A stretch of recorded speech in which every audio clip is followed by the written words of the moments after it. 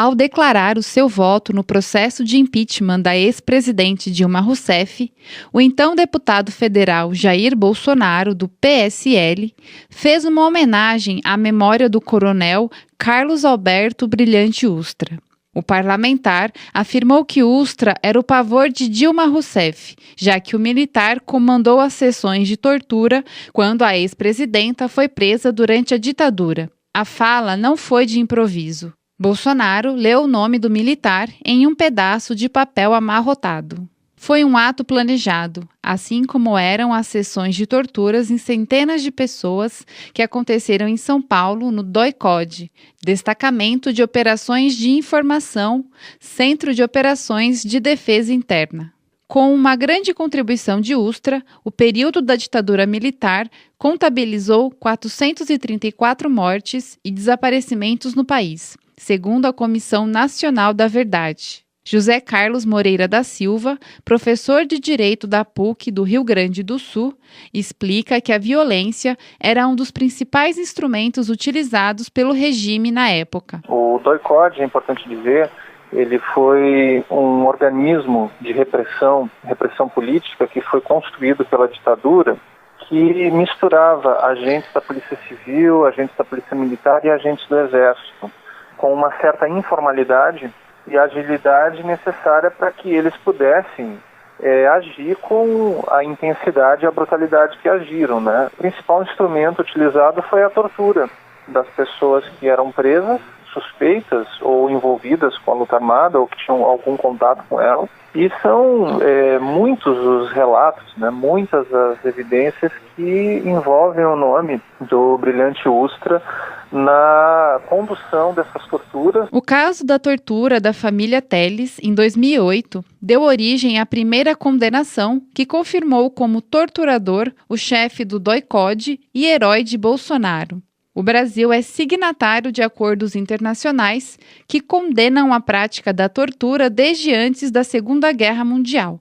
Por isso, as atrocidades comandadas por Ustra e exaltadas por Bolsonaro também eram ilegais. Membro da Comissão da Anistia por mais de 10 anos, o jurista Prudente Melo tomou conhecimento de centenas de processos que apontavam o coronel Ustra como um dos principais agentes da tortura na ditadura militar. Era muito comum ouvir as pessoas que passavam por lá, sejam ex-presos políticos, alguns torturados, sobre tanto algumas que acabaram sofrendo eventuais processos de tortura, e como outras que se reportavam ao fato do coronel Brilhante Ustra, das práticas de tortura que eventualmente ele foi responsável.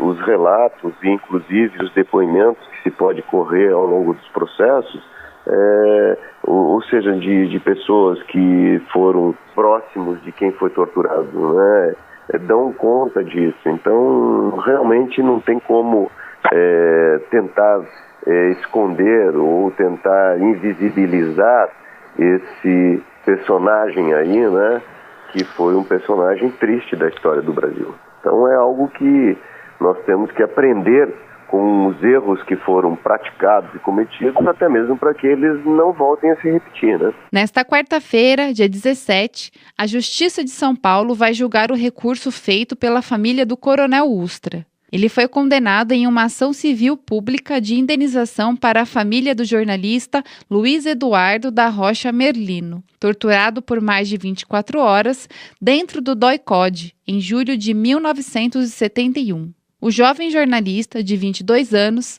agonizou em uma cela solitária na sede do órgão de repressão. A causa da morte foi fraudada, apontando que o jornalista tinha cometido suicídio ao se jogar debaixo de um caminhão numa estrada. Aníbal de Castro Lima e Souza, advogado da família do jornalista, falou sobre a tentativa de transformar em herói um torturador. É triste, né? Primeiro porque é desumano, segundo porque ignora completamente as leis e os tratados que o Brasil é signatário, né? O Brasil é fundador lá da ONU, é Estado membro desde a fundação. Enfim, a nossa Constituição veda a tortura, né? Várias leis, vários tratados brasileiros, a tortura é definida no Brasil como crime, um crime inafiançável, inclusive, imprescritível. Então, uma população, não sei se dá para dizer a população em geral, né? Pessoas que negam isso, ou que relativizam a tortura, na minha opinião, não conhecem a lei, ignoram mesmo. Não acredito que isso seja sincero. Acho que é uma onda do momento. Não é possível que a pessoa, ao raciocinar, tentar pensar no que está dizendo, ou tomar conhecimento de alguém que foi torturado, possa manter essa opinião. Quando morreu, em outubro de 2015, o coronel Ustra morava em uma casa de alto padrão em uma área nobre de Brasília. De São Paulo, da Rádio Brasil de Fato, com reportagens de Juca Guimarães, Michele Carvalho.